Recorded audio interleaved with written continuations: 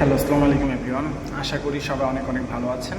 আমি জুবাইর রায়হান ক্লাসিক জন YouTube channel এবং Facebook পেজের পক্ষ থেকে নতুন আরও একটি ভিডিও নিয়ে আপনাদের মাঝে হাজির হয়েছি। আজকের এই ভিডিওতে যে বিষয় সম্পর্কে কথা বলবো সেটা হচ্ছে ইতালিয়ান নুডলসটা বর্তমানে কারা পাচ্ছে এবং কাদের নুডলসগুলো বেশি পরিমাণে উঠতেছে সেই বিষয়গুলো সম্পর্কে আলোচনা করব এবং এর পাশাপাশি আপনার হচ্ছে কোন কোন সিটি থেকে নুডলসটা উঠতেছে, কোন কোন ক্যাটাগরি উঠতেছে সেই বিষয়গুলো আলোচনা করার চেষ্টা করব। তাই সবাইকে অনুরোধ করবো ধৈর্য ধরে সম্পূর্ণ ভিডিওটা দেখবেন। আশা করি আপনারা সম্পূর্ণ বিষয়গুলো জানতে পারবেন। তো অনেক রাত হয়ে গেছে, কাজ শেষে মাত্র বাসায় ফিরলাম, ভাবলাম আপনাদেরকে এই ইনফরমেশনগুলো একটু শেয়ার করে দিই ছোটোখাটো একটা ভিডিওর মাধ্যমে। তো সবাইকে অনুরোধ করবো ধৈর্য ধরে সম্পূর্ণ ভিডিওটা দেখবেন।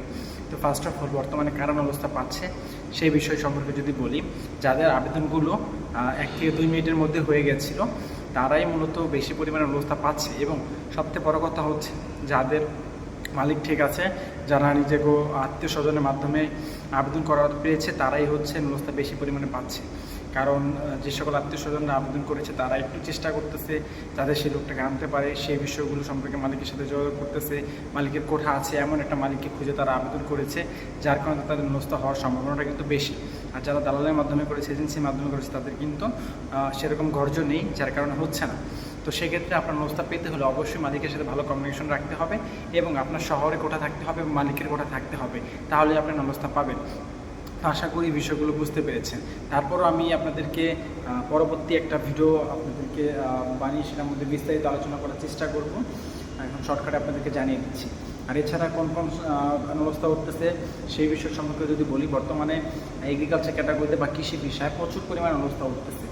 যারা খবর রাখেন এই বিষয় সম্পর্কে তারা অবশ্যই ইতিমধ্যে জানেন যে প্রচুর পরিমাণ অবস্থা কিন্তু কৃষি বিষয়ে উঠতেছে এবং বিগত 1 মাস আগের থেকে কিন্তু ওটা শুরু হয়েছে, এখনও পর্যন্ত কন্টিনিউয়াসলি উঠেই যাচ্ছে। এছাড়া স্পন্সার ক্যাটাগরি সম্পর্কে যদি বলতে চাই, স্পন্সার ক্যাটাগরিতে অবস্থা উঠতেছে পরিমাণ খুবই সীমিত। সব শহর থেকে অবস্থা উঠতেছে না স্পন্সারের। যেমন আমরা যতটুকু তথ্য পেয়েছি সেই অনুযায়ী রোম থেকে এবং হচ্ছে মিলান থেকে, কাসেরটাস থেকে, এছাড়াও পালেরমো, আরও বেশ কিছু সিসিলিয়া, এই সকল কিছু কিছু অঞ্চল থেকে নুডলসটা উঠতেছে স্পন্সার ক্যাটাগরিতে। তবে স্পন্সার এখনও পর্যন্ত সব শহর থেকে যে নুডলসটা উঠতেছে বিষয়টা এরকম না। তবে এগ্রিকালচার ক্যাটাগরিতে সব শহর থেকে নুডলসটা উঠতেছে। আর ডোমেস্টিক নিয়ে যদি বলতে চাও, অনেকে ডোমেস্টিক সম্পর্কে জানতে চান, ডোমেস্টিক নিয়ে এখনও পর্যন্ত কোনো আপডেট পাইনি, কেউ নুডলসটা পেয়েছে কিনা সেই বিষয়ে অবগত নই। তাছাড়া আমি ডোমেস্টিক নিয়ে আপনাদেরকে আগেই বলেছিলাম কেউ ডোমেস্টিক বিষয়ে আবেদন করবেন না। তারপরও যারা করেছেন করতে পারেন। ডোমেস্টিক ভিটার বিষয় হচ্ছে নুডলসটা ওঠার পরিমাণ অনেকটাই কম। এছাড়াও ডোমেস্টিক বিষয়ে কিন্তু কোঠার পরিমাণ অনেক কম।